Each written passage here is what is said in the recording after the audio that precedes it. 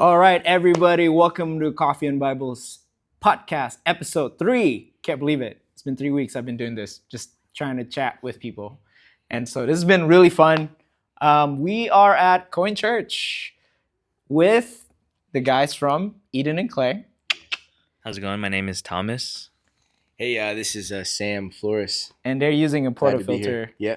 that I attached the mic to. So that's going to be good. Yeah, I wanted to invite you guys to a conversation because I think what you guys are building at Eden in Upland is really unique and cool. Obviously, we've been working together for like a little bit now. If you guys didn't know, when did you guys start? August of 2025. Yeah. Yeah. This past August of 2025. Yeah. That is crazy, dude. Yeah, and so you helped obviously the months leading up to that Yeah. and all the ins and outs of what to do. So it's been how many months now? Well, we're going close to a year in like 3 months. Yeah. That is so awesome. One thing that I feel like they're really great at, it's like the branding and the story that you guys bring into what you're trying to create in Upland and a sense of community. So we're going to talk a lot about that. But before that, I always start with brewing something for the guests. I'm kind of the guest. This is their building. But, this is Dune. They're a roastery up in Santa Barbara, and it's in Ethiopia, Hamesho Kabina. It's a natural processed coffee. It's really tasty. One of my favorite right now. Wanted you guys to try it, so I'm gonna pour you guys some. Yeah, I have not tried Dune, so I'm excited. There you go, man. Santa Barbara. I just went back from like a family trip thing, and it's really good. It's my favorite right now. So taste it. It smells great already. Tell me what you think.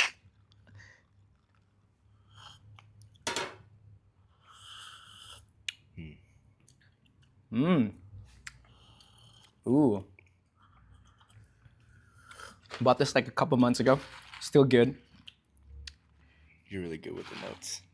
What do you guys? Well, I definitely I saw it and I do taste that cherry, but to me it wasn't like very cherry, but more so like that red fruit. Yeah. Like rosy. I feel like Yeah. a rosy type. Floral. Yes. Yeah. Very floral. It's good. You guys drink pour over. You were telling me that you started drinking pour overs Oh yeah. at the shop. Oh yeah.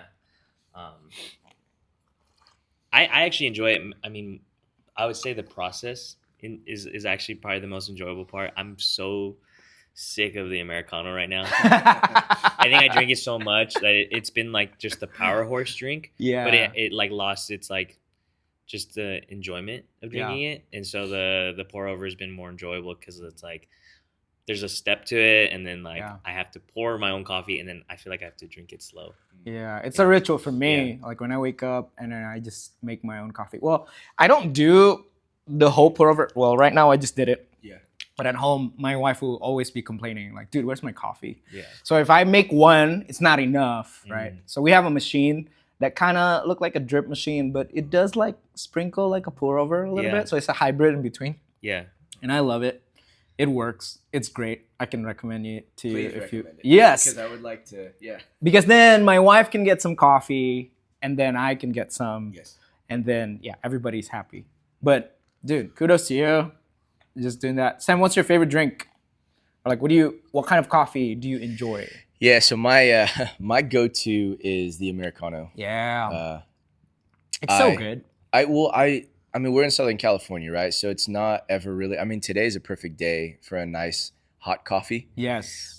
So I go based off like what I'm feeling and based off the day and the environment. So if it's a really cold, rainy day, I want a hot coffee. So I would probably prefer a pour over, kind of slowing down, drinking it.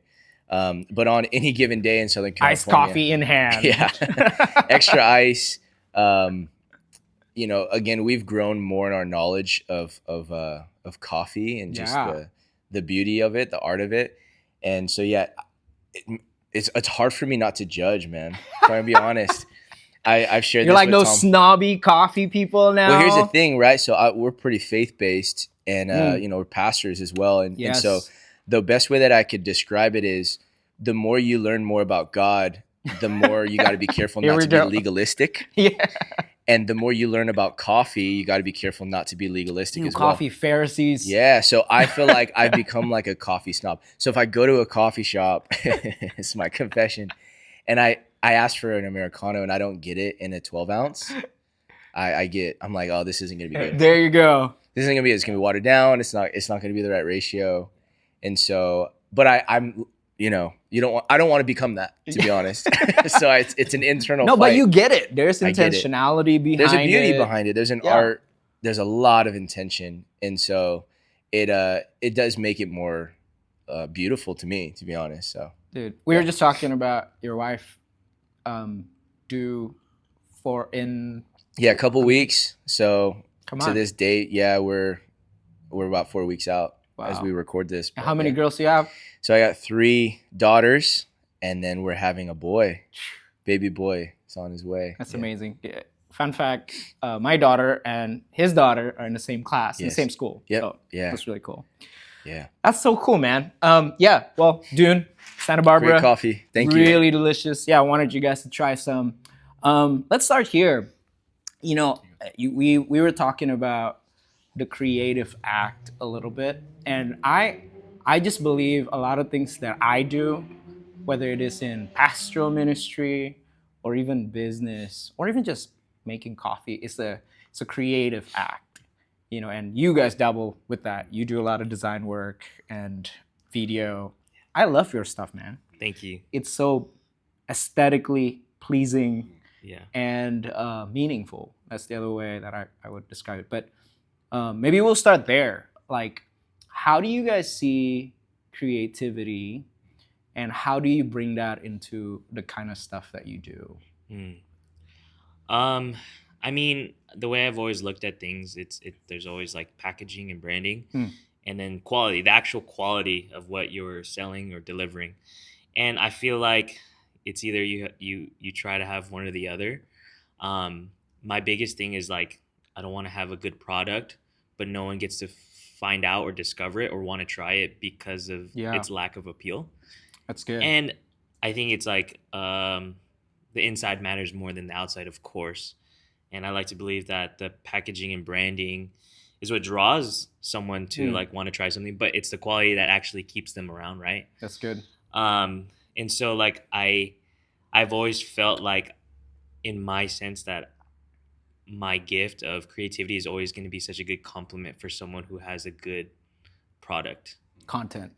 And I've managed to use that for even like the world of ministry. Yeah. Right? Like I believe like every fiber of my being, like whatever he preaches is phenomenal, right? Yes. But I want to make sure that it's out there in the public on social media with the appeal, right? You know what I mean? Because can you imagine like, oh, if someone has a good voice, like there's so many people out there who probably have a great voice but don't know how to use social media.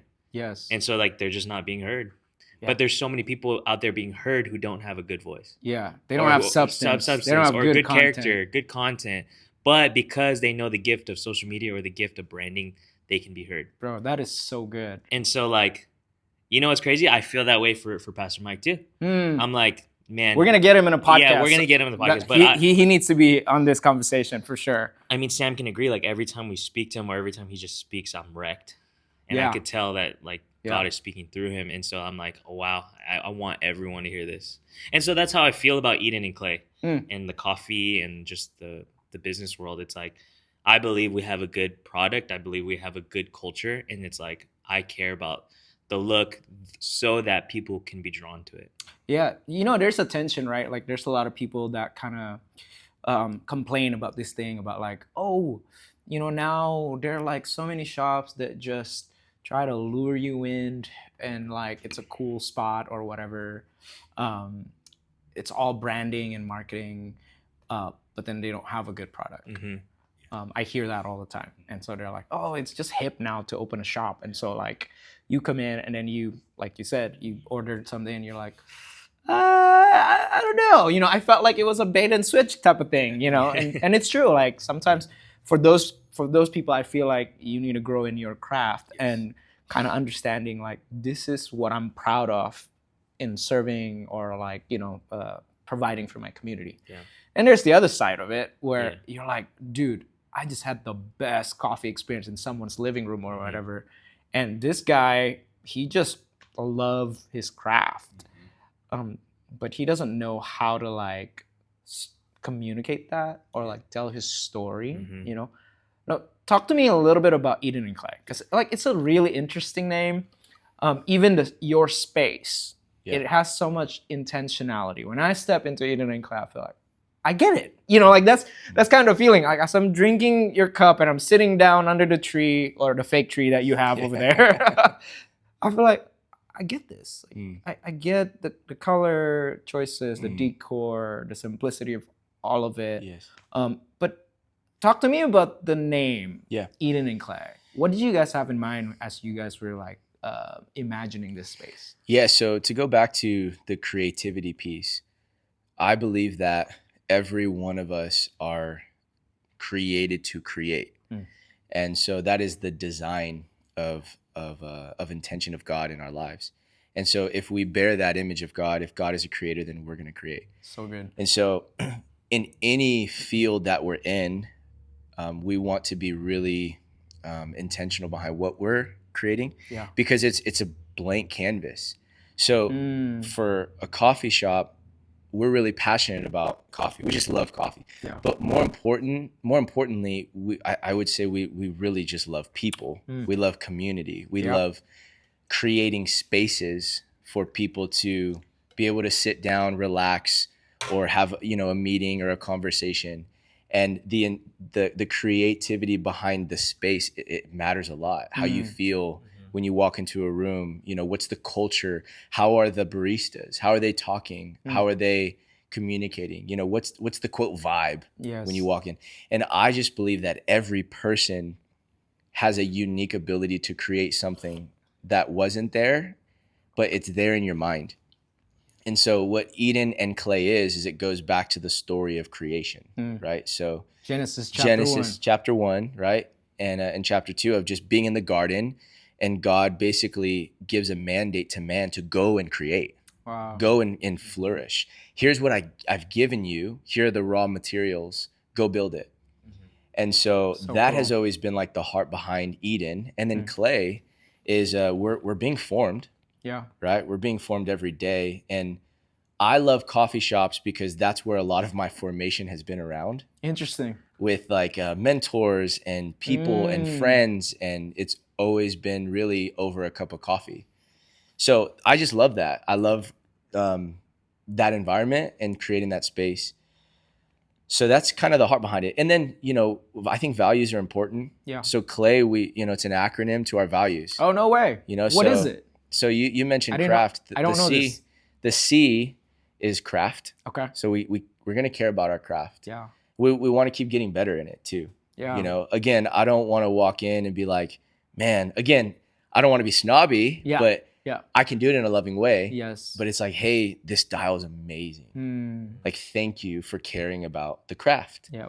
But then the L is love through hospitality. I like that. So I've had a lot of experiences at coffee shops that their craft is killer. Yeah. But there was no love. It was actually the opposite of love. And so it put Listen up, coffee people. Yeah, it put a bad taste in my mouth. That's true. I'm like, this is great coffee, but I don't want to be here. Yeah. I don't feel welcomed here. I don't feel loved here. I don't feel cared for here. So love through hospitality, that's the type of culture we want to embody, right? And then the A is authentic community. So we care about people. We care about the authenticity of it.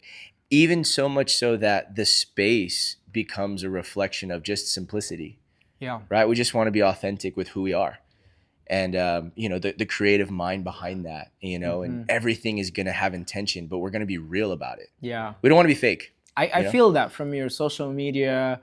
It's like what you see is what you get type of vibe, which I really appreciate. Yeah. Very honest. So then the Y is, it really goes more so, I would say, to our staff. But for me, I would also feel this in the environment. It's yielded formation. So I just believe I'm really big on growing and maturing. You posted something about the Enneagram the other day, and I'm like, I love that because, I'm a 3. So I'm like big on achievement and growing and growth. So I think it's important that our staff and our people know, like, yeah, we want to create a space where we can keep growing, and we're being formed, That's true. right? So, but in what way are we being formed? So yielded formation is honoring the process of I'm not quite where I want to be, but I'm going to be humble with myself, and I'm going to take the steps to get there. And in the creative process, right? In the way that I'm going to craft a drink or craft this environment, and then I'm going to do it with love. Yeah. And I'll be authentic about it. It's so easy to find a lot of skillful people, but it's hard to find teachable people. That's what I learned. I mean, I work with so many baristas, amazing baristas. Yes. What I love is the ones that could take feedback, that can go, hey, this is the kind of things that we create. Yes. Sometimes unlearning is harder than learning something new, you know, because Yes. you learn something from a different business or like shop or whatever it is.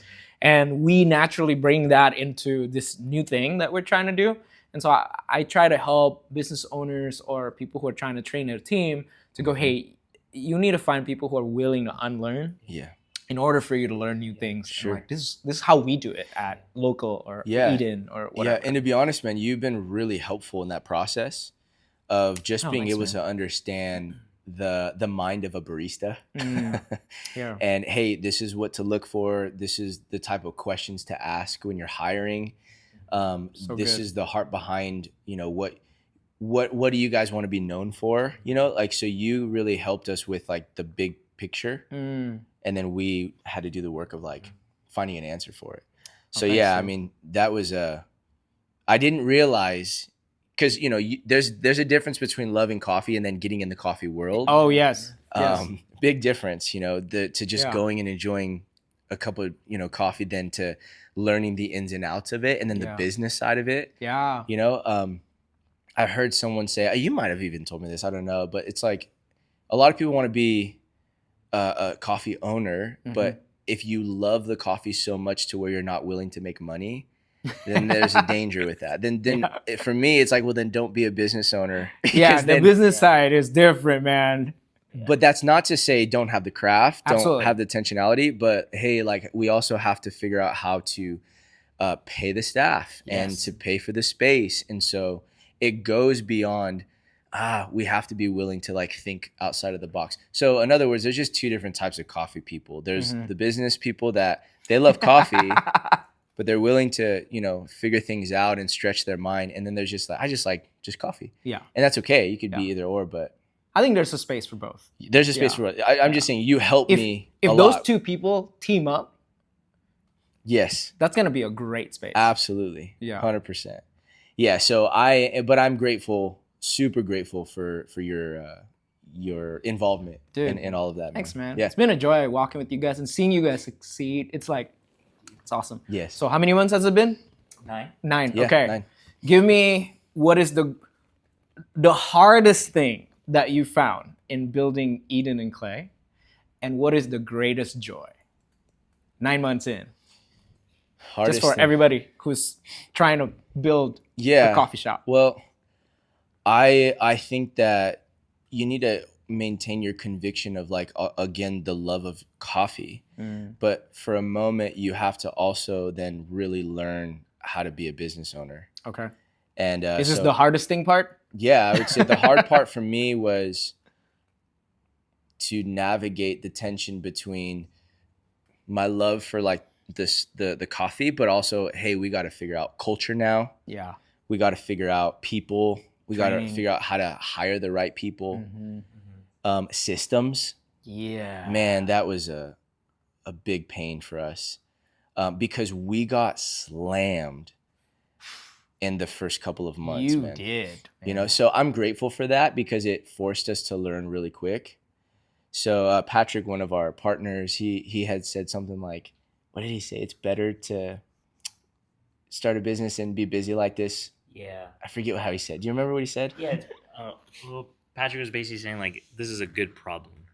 Like it's like good that you guys are busy and unprepared, rather than being over prepared and have no business. Dead. Yeah, exactly. I mean, for me, I would say like the hardest part is like overall just business, not even just coffee, but it's the how long it takes to see like fruit. or Yes. like the return. Return investment. And I mean, I legit, like, just to be fully honest, we haven't seen any, right? Yeah. And you have to learn to Well, you're find 9 months in. exactly, and that's the reality of owning a business. It's gonna take years, Yeah. you know. And I've trained myself and learned to find the success in other pockets, not financially, right? Right. Like, oh man, okay, the team is a lot more happier than it used to be. The team is doing a lot more better. I love that. We're seeing more returning customers, right? Yes. And it's like, okay, man, we're building something here. And so that's also the positive, I would say, is that when we do find those things, that it's those things are very rewarding, you know. I would say the best parts about owning a coffee shop is the communal aspect of seeing people that I would only see on a Sunday come Monday through Saturday. That's right. And it's actually so fun, you know. It's like, wow, I only see you on a Sunday, but you're here doing work, you're reading your Bible, you're choosing to spend your money here and your time.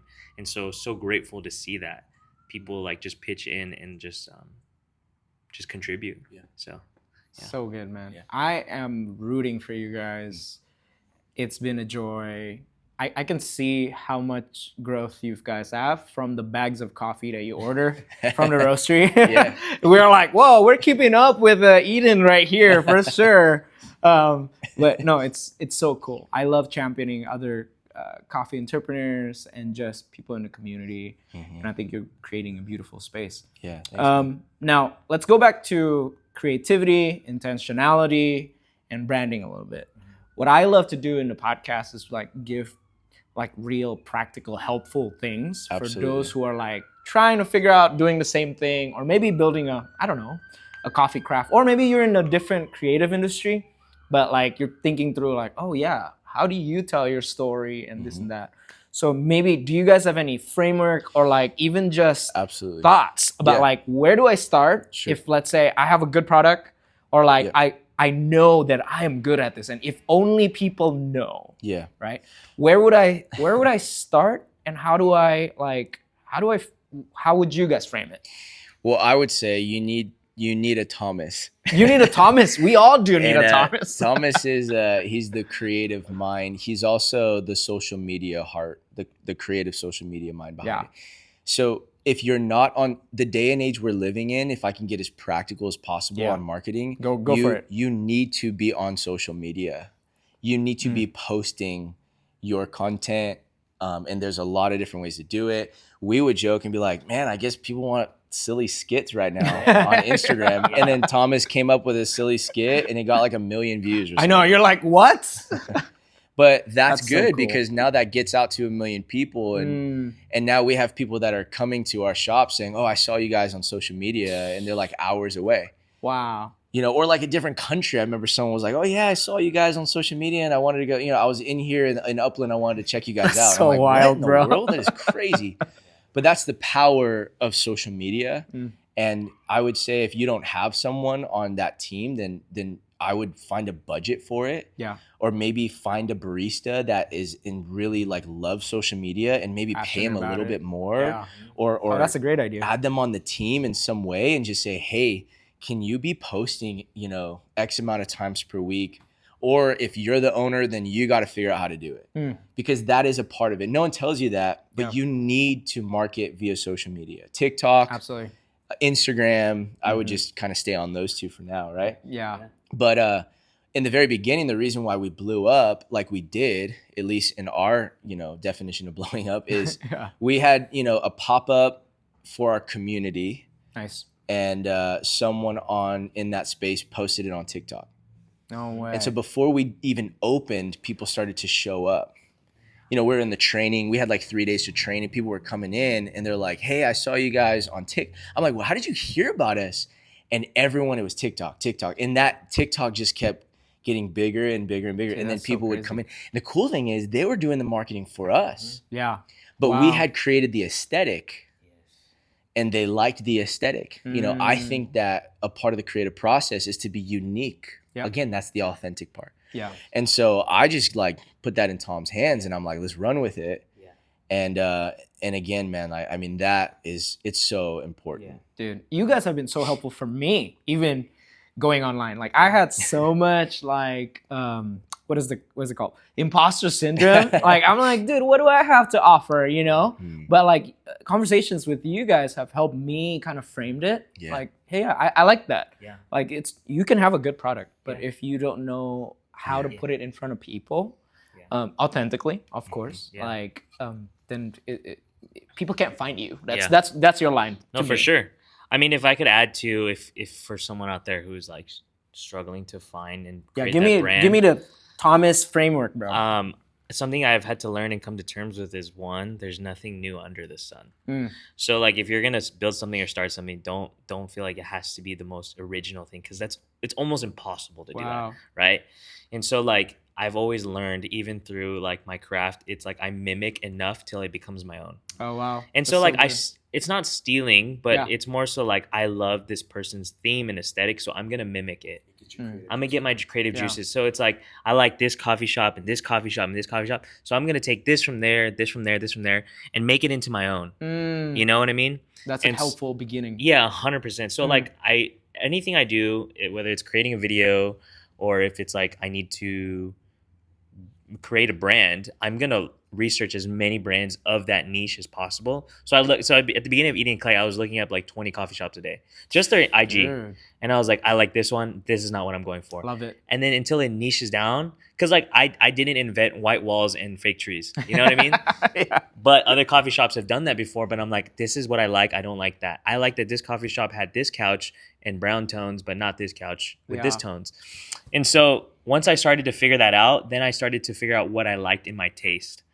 And so I think if you're around me enough, you know what kind of taste I like. People will say, oh, Thomas probably did that. Because if it's like minimal or white or silver or chrome or concrete Or black. Thomas probably did that. But your brand and identity needs to match your brand and identity, your personal one. Because there's many times where I tried to brand something based off me liking it, but it's not who I was. And I got exhausted doing it. Because I'm like, this is not who I am. It's not enjoyable. I like how it looks, Yeah. but it's like, this is not part of who I am. So it's hard to recreate it every time.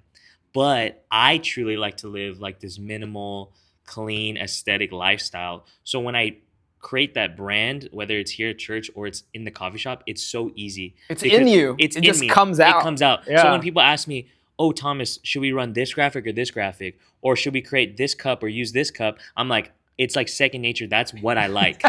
It's not even like what I like, I guess. It's who I am at the end of the day. Yeah. And so I love that. the brand has just become what I actually want to live out Yeah. in my own personal life.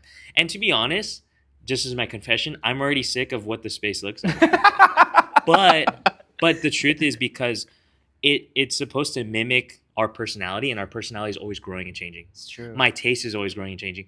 I actually get sick of things really quickly, but because I'm in those years where like I'm still trying to figure out actually what I truly love. And so my taste and my personality is growing every month, every year. Dude, you are the exact opposite of me. Yeah. Like I'm like the same. Like I will always be the same. If I go to a restaurant, you know what I'm gonna order every time. Yeah. Like I'm not sick and tired of anything. Like I'm like I want the safest.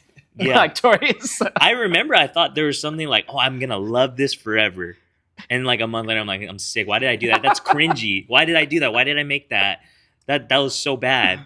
But I just come to terms that my taste and personality is always growing and changing. I love it, man. And so I've come to accustom, like, don't feel married to an idea forever. Yeah. Oh, that's so good. Be okay, like it's gonna change. I mean, I get criticized all the time, like, why are you changing it? Because people like certain things, but I'm like, I don't like it anymore. You know, I want to create and back up something that I love, and if I don't fully love it, I'm gonna change it. And that's genuine to you. Yeah, it's genuine to me. And as long as like he's good, and he's always good, he always trusts me. He's like, whatever you want to do, bro. Then I'm like, I'm gonna change it, you know? So Dude, yeah. That's so cool. Yeah, tell us as we close, what are your hopes and dreams and looking forward to for Eden and also Upland? I mean, Yeah. you know? Yeah. So I am by nature someone who likes to, you know, again, Enneagram 3, just want to keep going, pushing, developing, strategizing, dreaming of the future. So I've already been talking to Tom a lot about like how do we create another location? No way. Come on, dude. And again, like this is just kind of how I am.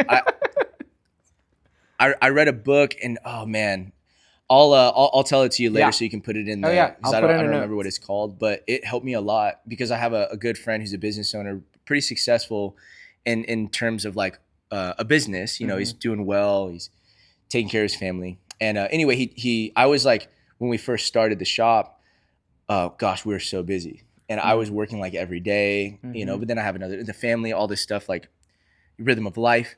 And I remember driving, thinking, if this is it, I don't want it. Yeah. Like, this is crazy. But I also knew, like, I just need to be able to see the light at the end of the tunnel. So anyway, my buddy's like, you need to read this book. And so the book basically says, and we'll make it for coffee people, there's a person who loves coffee. They're working at a coffee shop, and they're like, man, I can do it better than than the coffee owner. Yeah. I want to have a coffee shop one day. I'm really good at coffee. I love coffee. Well, then they go start a coffee shop. But then if they don't understand the business side of it, then they just become a worker inside their own business. Whoa.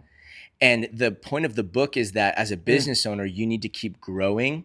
There are the visionaries and basically the integrators. That's so good. So you need to know that. Which one are you? I'm a visionary for sure. Okay. So the visionary needs to find a good manager and I would say a good integrator. Tom would be like the integrator, you know, and then we have a manager. Yeah. And actually I'm like, oh, all the lines are like, all the stars are lining up right now. Like I don't feel like I felt when we start, because I can see the light at the end of the tunnel. Now that we're here, you need a visionary in the business to keep pushing the envelope. So good. So I'm going to push it. And it's like, hey, I'm just going to start talking about it. We're not going to do it. I'm like, Tom, we're not doing it yet, but I want to do it soon enough to where we can start planning for the future. So, you know, we got to take care of our loan first, and we got to keep, you know, making sure our margins look right and the profit's good, and, you know, the team is organized and our manager is doing well.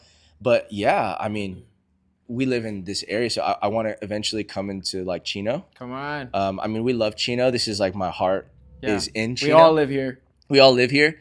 And so that's probably going to be next. I don't know when, maybe within the next 5 years or less, hopefully. But that will most likely be a theme. Yeah. I'm going to want to keep growing and pushing the envelope and continue to expand Eden and Clay in different spaces. And coin. And also, because this is, you know, we're talking about our uniqueness and creativity, I am a person of faith. I love Jesus, and I believe that he has changed my life. And so I want others to experience that. So wherever we're at, as far as a coffee shop, I want to also be intentional about creating a space of faith. Yeah. And if that means that, you know, we're going to hold worship nights, or we're going to hold like a Bible studies, or, you know, something to show the expression of like our heart, then we're going to do it. If we open up a shop in Orange County, then there's somehow faith is going to get in that space. And it'll just, because for me, that is also how you become a beacon of love in the community. So that's very unique to us. Yeah. You know, that was always been the heartbeat and the reason behind why I wanted to start a coffee shop. And so then now years later, it's like, wow, what was in my mind has now become physical. Yeah. So, okay, I want to be true to that like dream. Dude. So much more to come. Would love to eventually have another shop in the next 2 to 3 years. Yeah. We would love to see it, man. Yeah. And then more beans. We're gonna need more beans. Yes. I think to honestly, to be detailed, it's always like 15 or 16 bags that we order like every week. 5-pounders, guys. So thank you. They're just amazing. Yeah. Yeah. Where can we follow your work? Yeah. So I'll let you share the handles. Maybe there's somebody who wants to consult with you. Like, dude, I want to ask about branding. I don't know if you do that, but I just kind of throw it out there. We have Eden and Clay Co. on IG, and my handle is Thomas Ruiz. Yeah. And then yours is Sam Joseph Flores. So feel free to reach out. We don't know everything, humbly, like just we really are figuring it out as we go. Yeah. But we know what we know, and enough to know to share with you. So if you have any questions, reach out. No, I think you guys are helpful. Yeah. So thank you. Thank you for the time. Yeah.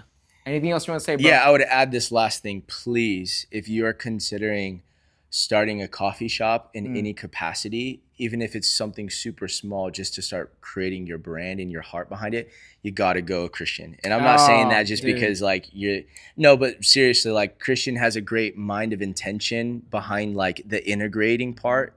And he has done a really good job just even giving advice outside of coffee. Like, hey, what do you think about this though, Christian? Like what's your perspective? So I would say he's a great resource. I'm so grateful that like we were able to get that coffee consulting from you, especially. Thanks, I mean, the Andres, like everyone's that I know he's been on the pod too. Like you already have like a team and it's already established. And I think this is like, you love it too. I mean, it's literally your Instagram handle. Oh, dude. It's Coffees and Bibles, right? I love it. I think if I could encourage anyone, please reach out to Christian if you're thinking about getting like just a little bar or like an actual place. So we're grateful for you, man. Dude, that's generous. Yeah. That's good. Thank you, guys. Yes, thank you, man. Absolutely. Thank you for tuning in, and we'll be seeing you guys in the next episode. More friends, more conversations. See ya. Cheers. See ya.